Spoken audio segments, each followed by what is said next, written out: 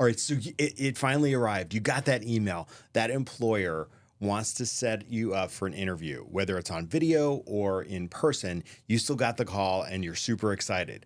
Well, in this video, I'm going to break down 10 things for you not to say. These are things you do not want to reveal in an interview. So stay tuned and we're going to break it down for you.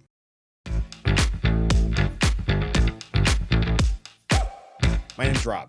I am a recovering corporate HR professional. Some might say a HR drone. I've spent the past almost 30 years in corporate America at some awesome companies, and I'm here to help you out in your career. So let's jump right into the content. So the first thing is, the first dreaded question I hate is, tell me a little bit about yourself. This is like a minefield.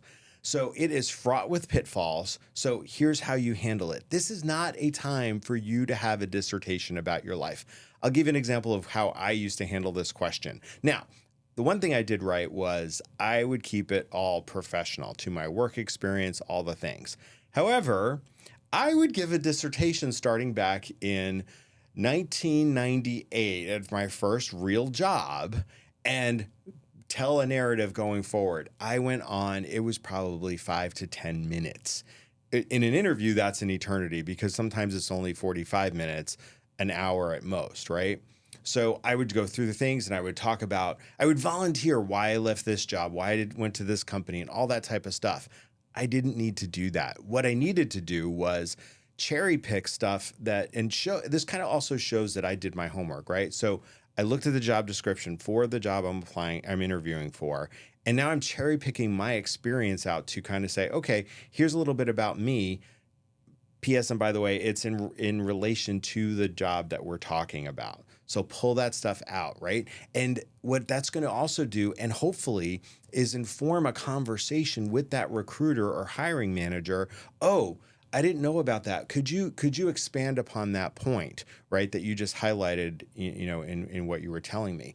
That's gold in my mind, right? Because then it becomes more of a conversation and less of a robotic, I ask a question, you give me an answer. I ask you a question, tell me a time when, and then you fumble for an answer, right? So I love interviews that become much more organic. Now, you're going to get people that stick to those interview guides, and that's us HR people trying to create consistency and that type of stuff. But if you can take control of the interview in this first question, tell me about yourself, that is going to set you up for a really good, solid interview. So the other thing I would say here is, as you're cherry picking your experience and the accomplishments you're proud of, back it up with data, right? Talk about the results you achieved with a project you were working on, or put it in terms of data. We increased sales by X%. Those types of things. That is just something that recruiters and hiring managers want to hear and want you to expand upon. So think about that. Okay. And just avoid the rambling. And the one thing, if you do one more thing, then we'll go on. If you find yourself rambling, say, you know what, but back to the job, right? And just recenter yourself. It's okay to do that. Okay, let's go to number 2. So this is the other thing that this tell me about yourself question, the trap that will be there is it almost invites you to overshare too much personal stuff. So, I get it. You want to talk about your hobbies, what sports team you're interested in, who's your favorite artist. Oh, I just went to this Taylor Swift concert, blah, blah, blah. I don't care if I'm the interviewer, right? And frankly, I'm forming an opinion of you that you can't focus and give me a solid answer as it pertains to this job. You're not here to make new friends. You're here to get a job. So keep it grounded in your work experience. Or if you want to add something extra, perhaps it's a volunteer thing you do that you're passionate about. That does also play into the job you're interviewing for. Always make sure it's grounded on that. Some of the stuff I'm going to tell you, and I have told you already, you're like, Rob, this is super fundamental. Yet every single day, and my recruiter friends, please let me know in the comments if you agree. Every single day, people fall all over themselves and volunteer way, way, way too much information about themselves that's not germane to the interview. And frankly, could set them up for not getting a call back for another interview or even getting an offer. So think about that. Now, let's talk about, okay, well, Rob, I had this question when I worked at Southwest Airlines. Why would you leave this company, right? This company was put on a pedestal. Nobody ever wanted to leave. So, Rob, you're sitting in front of me. Why do you want to leave this company? Now, my situation was the standard one, right? People don't leave companies, they leave managers. I was leaving, I wanted to leave the company, and because of my manager, I had a bad manager. That's a story for another day. I'm not going to paint myself in a good light by sharing that or being honest about that with the recruiter or the hiring manager, right? That is not going to set me up for success. Frankly, it could be a demerit against me in the interview, right? If you start trashing your boss, trashing your the company you work for. So what I would do is flip it around and paint it in positive. Here's what I've learned from this company, X, Y, and Z. And this is why I'm interested in this role, right? I want to build on that experience and bring it to a different organization. I want to diversify my experience across different industries. So again, tie it back to the job and really flip it around such that the reason you're leaving is more about the job than it is about any drama or toxic work environment or anything like that. Stay away from that type of stuff. It is interview kryptonite. You will, no good will come from trashing your boss or your coworkers or anything like that. Stay away from it. Number 4, what's your 5-year plan? It might be, I've heard that interview question. I don't love it, but I get why. It's kind of open-ended, and the candidate can go in a variety of directions. But if you get tell me your 5-year plan, again, tie it back to the interview. If you say, hey, you know what? I really want to get out of this corporate grind in 5 years, and I want to open my own food truck. So I need a better job to get a better salary so I can fund my food truck. Horrible, horrible answer. It may be the truth, but it's a horrible answer. And again, you're sitting there thinking that is so obvious, Rob, yet people still do it. So flip it around. Hey, it's kind of like the last question, right? Flip it around, tie it back to the job description. Hey, I've honed my skills in this industry, and now I want to take them to apply it to a different organization and grow from there. They don't need to know about the food truck. Not important, not about the interview. Could be a knockout question. All right, the next one is, think about a date, and you're on a date with somebody who maybe's not been on a date before, and they are horrifically desperate, right? You feel the desperation coming in the room before you. That applies to the jobs too, right? And an interview.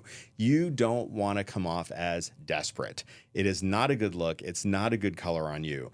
And it's hard too, right? I have friends that, there's a friend of mine I was talking to. He has been in the job market since last summer, and he's so frustrated, right? And then you get that interview, and it's exciting, but also you get that pit in your stomach, right? And you're overthinking everything. So this one's hard, right? And my advice here is practice, practice, practice. Sit down with people. Sit down with your spouse. Maybe have a mock interview. Sit down with somebody who will give you good, solid, constructive feedback, right? Really put some thought into it. Really put just the preparation is super, super key here. And even if you're not confident, the confidence is what's going to sell you. So you've got to find a way to overcome the desperation, the anxiety, or whatever goes with it, and really put on set a confident tone in that interview. That you know what you're talking about, that you are the person that they want to hire. That's the impression you want to leave with them. So again, this is a tough one, but think about the other, it just occurred to me, the other way to kind of sum it up too is act like you have some other options. They don't know that maybe this is the only callback you got for an interview over the past 10 months, right? Make them think you have some other options. Pepper your conversation with, hey, when I interviewed at this company recently, blah, blah, blah, blah, blah. It just sets a tone that, they're not the only game in town for you, right? So that may be another way just to kind of sidestep it. And then if you can, always turn things into turn things around, right? So if you're feeling desperate, maybe bounce a question back on them saying, hey, what kind of qualifications are you looking for? Kind of get them engaged. It doesn't have to be this robotic back and forth. Okay, I'm asking you questions, and then at the end, you can ask me questions. Frankly, when I was a recruiter, I loved those conversations where suddenly the candidate would ask a question. It was a good question, and then that would inform a good conversation and so on and so forth, rather than the very robotic, inauthentic kind of back and forth some interviews can be. So think about that. If you try and get a hold of your nerves, practice, practice, practice. Okay. The next is, and I'm speaking to I'm going to say over 50, might even extend to over 40. Ageism is a thing. I am going to be 54 this year. I know. I don't look at. That's not an opportunity for you to comment, by the way. Anyway, but I have felt it. I was not too long ago, I was looking for another job and I was putting out resumes and my age is plastered on there. You just have to do some simple math. I graduated college in 1995. My first real job was 1998 at Southwest Airlines, that type of stuff, right? So think about, if you had to reorder your resume, maybe it's the last 7 years worth of employment is the date driven stuff, and then have a section on there that's, other relevant experience. And it just lists the other companies and titles you've worked at and titles you've held that, without the dates, right? You don't need to show that at that point. So think about that type of stuff. Don't think about, back in my day, right? That's the other thing. I was just looking at my notes, sorry. But, back in my day, we did things like this, right? Sometimes it can be a funny anecdote. I am all about self-deprecation, but an interview is not the time to do that, right?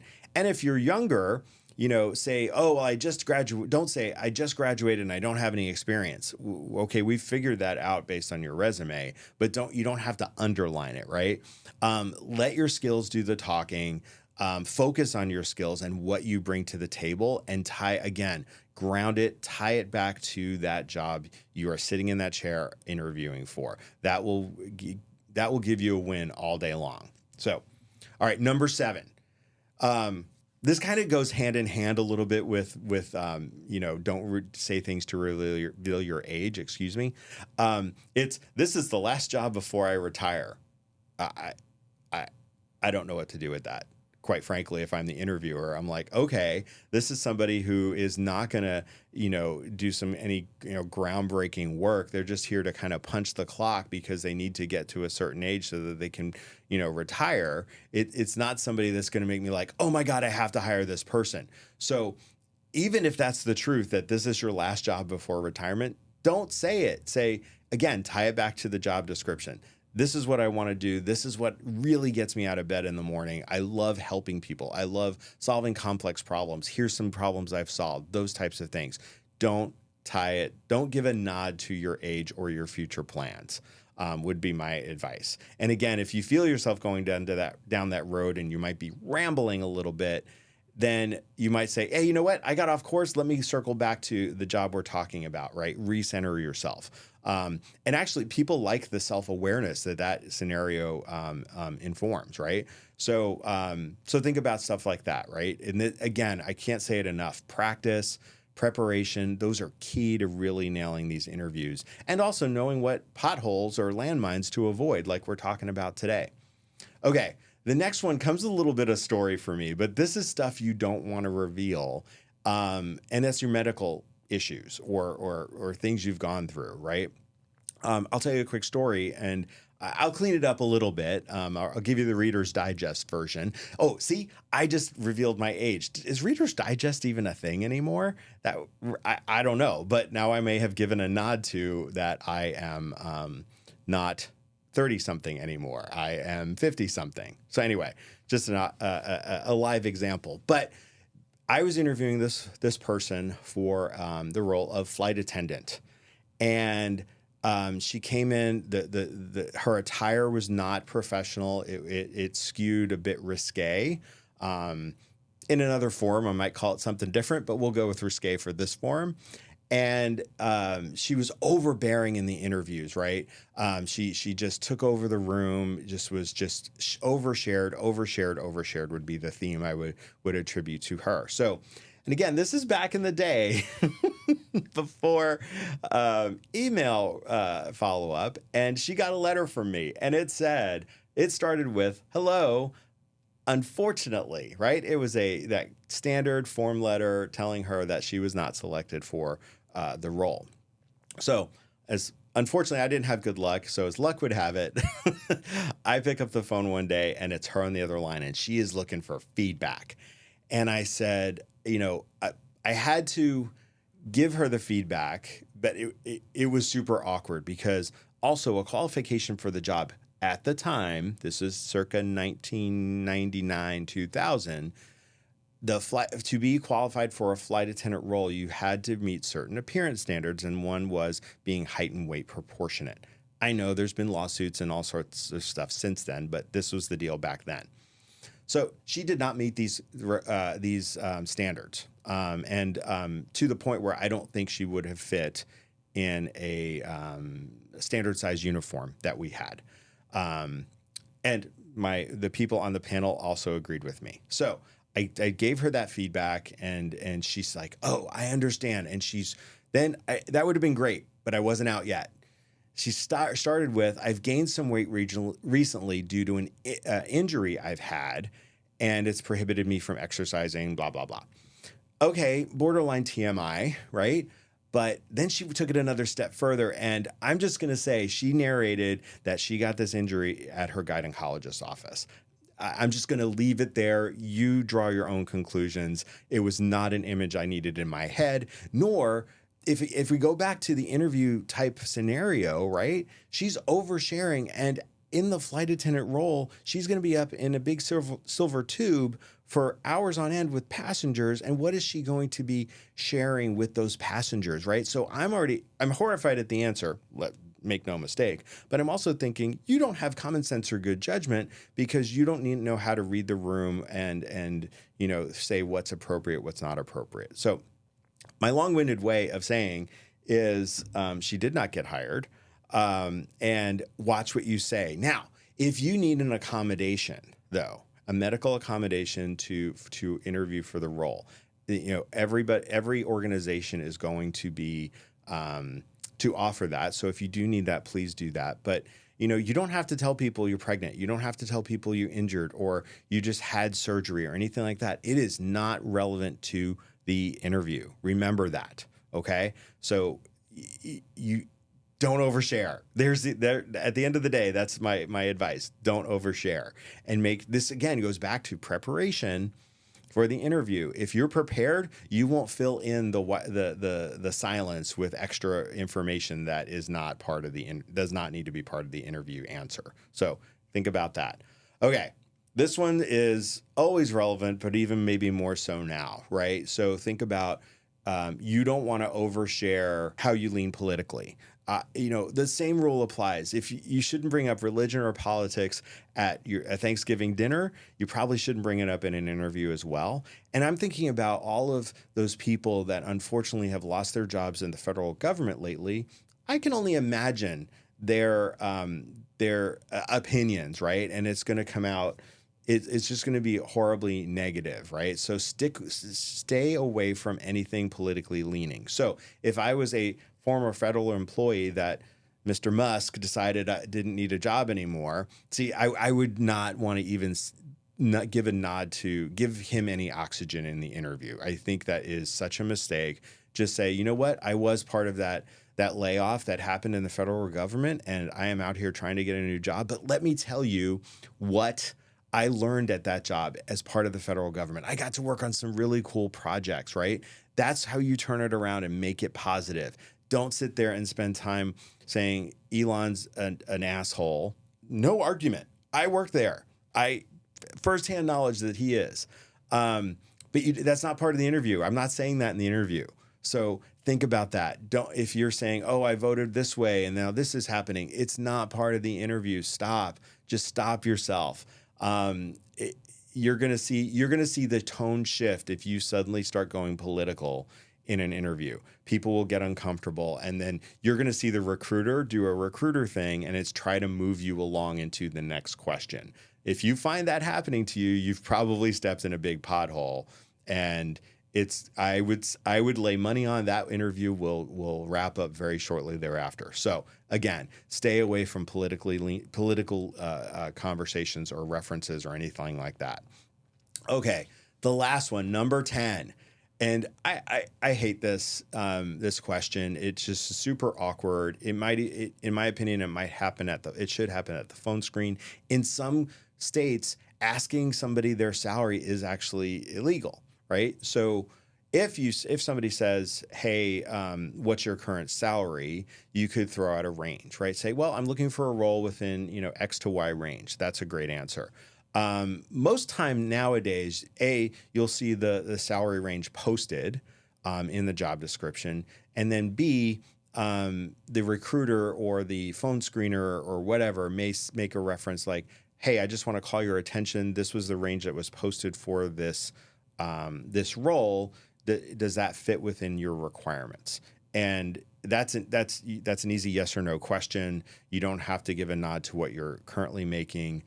You can then follow up with, yes, like I said before, I'm interested in a job from X to Y, and that both of those numbers fall firmly within the salary range that's been posted. It's just awkward, and if you can sidestep it and make it not a thing, that is the best thing. So think about that answer. How are you going to answer it? Again, practice, practice, practice. Just make sure you have that elevator speech. It's cheesy and it's probably a cliche at this point, talking about elevator speeches, but you want to have yours down pat.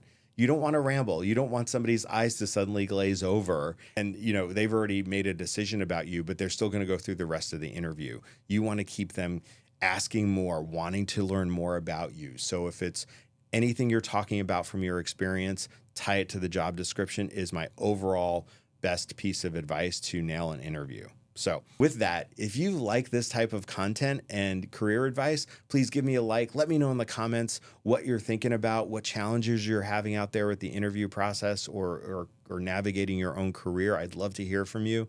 And then please, I'd be honored if you would subscribe to the channel and stay tuned for further videos. So with that, my name's Rob. I am a recovering HR guy, and I look forward to seeing you in the next video. So catch you soon. This video was recorded and produced by Just Talk Studios, the premier video podcasting studio in Bellevue, Washington. Visit justtalkstudios.com to learn more and book your session today.